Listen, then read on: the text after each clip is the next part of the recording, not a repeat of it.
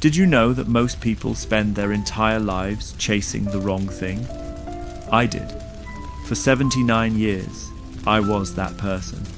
But today, at 80 years old, sitting on this park bench with a bag of birdseed in my lap, I finally understand what happiness really is. And it's going to shock you how simple it was all along. My name is Robert, and this is the story of how I wasted decades climbing a ladder that was leaning against the wrong wall. When I was 22, fresh out of college, I had fire in my eyes. I looked at myself in the mirror every morning and made the same promise. I'm going to be somebody, not just anybody. Somebody important, somebody wealthy, somebody people would remember. And you know what? I did it. I achieved everything I set out to achieve. But here's the twist nobody tells you about success. And I'm going to share something near the end of this story that will change how you think about your own life forever. Let me take you back to 1967. That's when it all started. I landed my first real job at an advertising firm in Manhattan. The salary was modest, but I didn't care about the money yet. I cared about proving myself. I worked 16-hour days. Weekends didn't exist.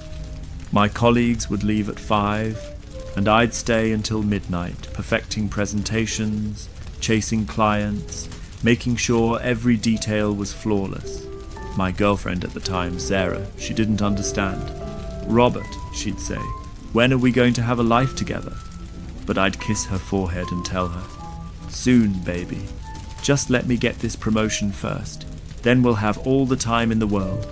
I got that promotion, associate director at 26. I felt like I was flying. Sarah left me 6 months later. I told myself it didn't matter. There would be other women. Right now, I had to focus.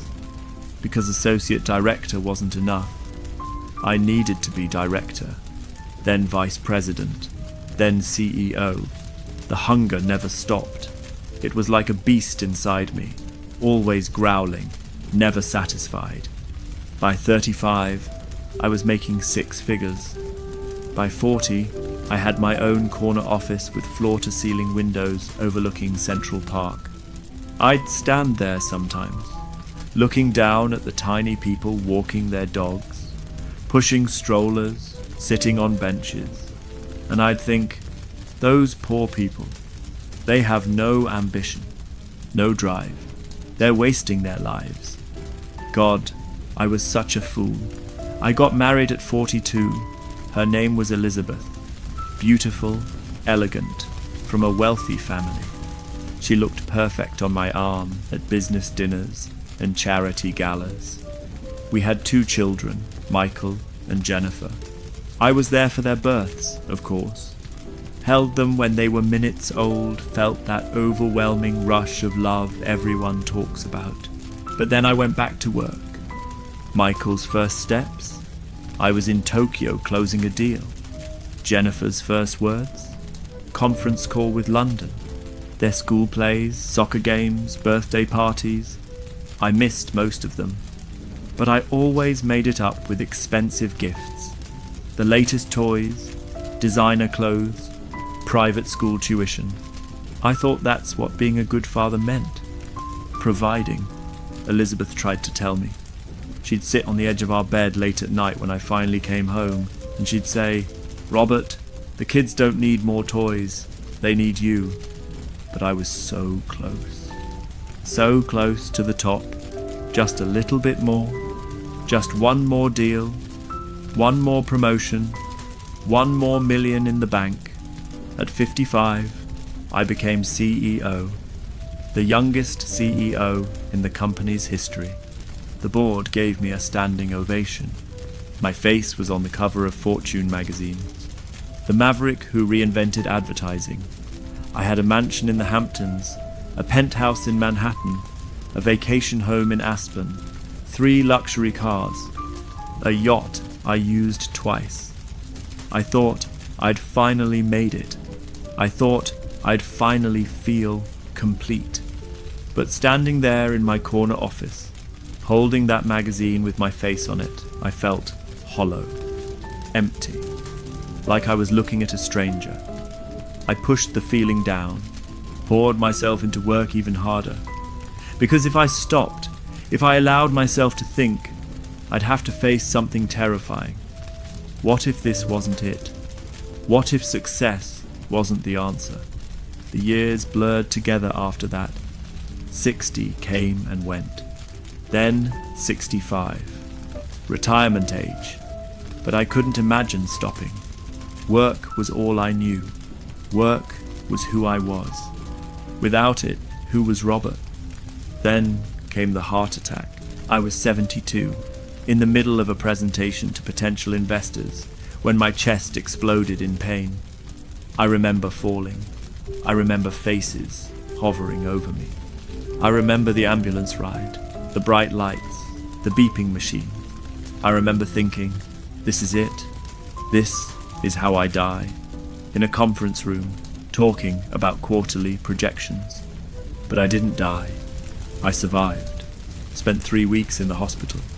The doctors said I needed to slow down, reduce stress, retire. So I did. I retired. Sold my shares in the company for more money than I could spend in 3 lifetimes.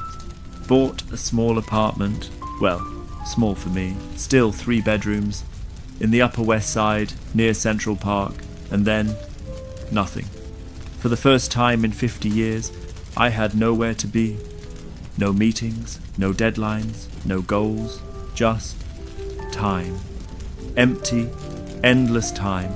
I tried to fill it. Travelled to Europe for 3 months. Bought a sports car. Took up golf. Joined an exclusive country club. But everywhere I went, everything I did, I felt like a ghost. Like I was watching someone else live a life that didn't fit anymore. My kids were busy with their own careers now. Michael was a lawyer in California, too busy to visit often. Jennifer was a surgeon in Boston, saving lives. I was proud of them, of course I was. But when we talked on the phone, our conversations felt forced, like we were strangers making small talk. How's work? I'd ask. Busy, they'd say. That's good. Stay focused, work hard. And I'd hear the pause on the other end.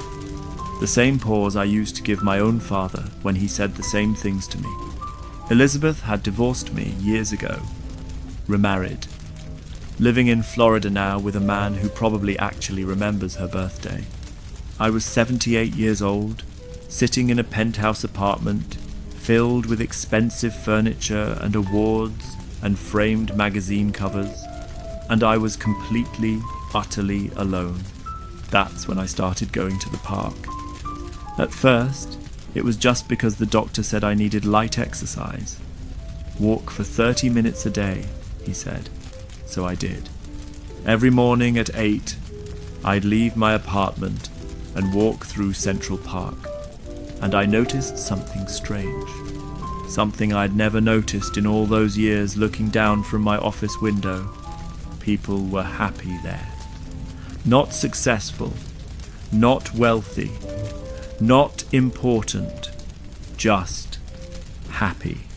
Old couples, holding hands on benches, parents laughing with their toddlers, teenagers sprawled on the grass with books, and everyone seemed so present, so there, like they weren't somewhere else in their minds, thinking about the next meeting or the next goal. One morning, about 3 months into my park routine, I stopped to sit on a bench. Not because I was tired, but because, I don't know, I just wanted to stop, to sit. There was an old man on the other end of the bench, had to be in his 80s. Shabby coat, worn shoes. He was scattering birdseed on the ground, and dozens of pigeons were crowding around his feet. He was smiling, actually smiling. This wide, genuine smile that lit up his whole weathered face. "They're beautiful, aren't they?" he said to me. I looked at the pigeons, rats with wings, I'd always thought. Dirty. Disease carrying. "Sure," I said, not wanting to be rude. He laughed. Knew I was lying. First time really looking at them? I nodded. He handed me a small paper bag. Here, try it. Try what? Feeding them. Trust me. I almost said no. This was ridiculous. I was Robert Mitchell, former CEO, worth millions. And this old man in a shabby coat wanted me to feed pigeons? But something made me take the bag. Maybe it was the way he was looking at me, like he could see right through all my expensive clothes and into that hollow place inside. I reached into the bag, pulled out a handful of seeds, and tossed them on the ground. Within seconds, birds surrounded me, cooing, pecking, fluttering. One brave pigeon landed right on the bench next to me. I could see the iridescent green and purple feathers on its neck catching the morning light. I'd never noticed how beautiful they were. I tossed more seeds, watched the birds scramble and peck, and something happened. Something I can't fully explain. For just a moment, maybe 30 seconds, my mind went completely quiet. No thoughts about the past, no worries about the future. Just me, sitting on a bench, feeding birds in the morning sun. When I left that day, the old man was still there. Same time tomorrow? He asked. I started to say no. This wasn't my thing. I had what? What did I have to do? Watch TV alone? Eat breakfast alone? Wander my empty apartment alone? Sure, I said. Same time. That was 2 years ago. Now, at 80, I'm here every single morning at 8. Rain or shine, winter or summer. Same bench, same bag of birdseed. The old man, his name was Henry, passed away last winter. Heart gave out in his sleep, peacefully. His daughter came to the park one morning to tell me. She said he'd mentioned me. Said he was glad I'd found the thing. I didn't understand at first. What thing? She smiled, tears in her eyes. Whatever it is that makes life worth living, he said everyone has to find it themselves. Sounds like you found yours. And she was right. This is it.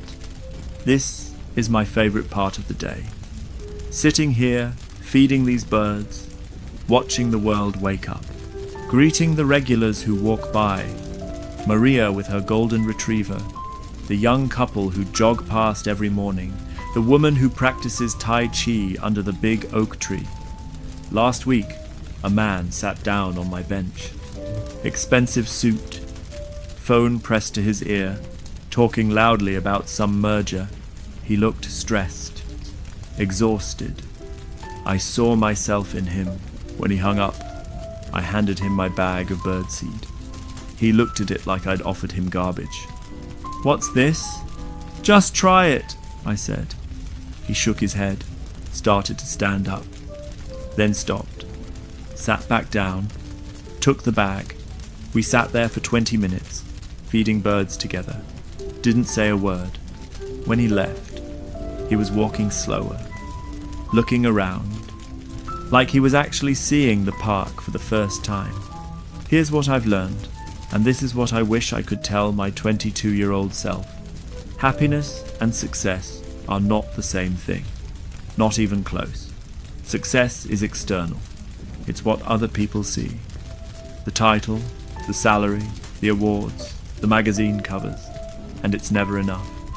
There's always a higher rung on the ladder, a bigger number in the bank account, a more prestigious award. But happiness? Happiness is internal. It's in the quiet moments, the simple things, the connections. I spent 79 years chasing something that kept moving further away, and the whole time, happiness was right there, waiting. In my daughter's laugh that I was too busy to hear. In my wife's hand that I was too distracted to hold.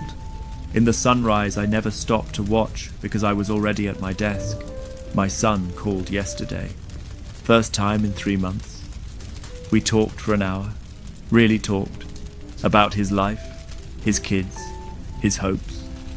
He invited me to visit for Thanksgiving, said the grandkids miss me, I'm going. I already bought the ticket. Jennifer sends me pictures now. Her daughter, my granddaughter, just started medical school. Wants to be a surgeon like her mum. I didn't even know I had a granddaughter who wanted to be a doctor. How did I miss that? I'm learning their lives now. Better late than never, right? But my favorite part of every day is still this. This bench, these birds, this bag of seeds. Because this is where I learned the truth. The best things in life aren't things at all. They're moments, connections, presence. They're the iridescent feathers on a pigeon's neck catching the morning light. They're the smile of a stranger who stopped to watch the birds with you. They're the feeling of being exactly where you are, exactly when you're there, not wishing you were somewhere else doing something more important. I look at my life now and I see two distinct parts. The first 79 years, when I was successful but miserable. And this past year, when I've been truly, genuinely happy for the first time. The cruel irony? I could have had both. I could have had success and happiness. But I thought they were the same thing. I thought if I just worked hard enough, achieved enough, earned enough, happiness would automatically follow. It doesn't work that way. Happiness is a choice. It's a practice. It's showing up for the small moments instead of always rushing to the big ones. So here I am, 80 years old, feeding birds in a park, and I've never been richer. Not because of the money in my bank account, though that's still there, but because I finally understand what wealth really means. It means having someone to call. It means knowing the names of the people you pass every day. It means looking forward to tomorrow not because of what you'll achieve, but because of what you'll experience. It means sitting on a bench, scattering seeds, and feeling more fulfilled than you ever did in a corner office. The pigeons are here now. Same ones as always. I swear they recognize me. They land at my feet before I even open the bag. I toss the seeds and watch them eat, and I feel it again, that quiet, that peace, that sense of being exactly where I'm supposed to be. This is happiness. And it was here all along. I just had to stop running long enough to find it.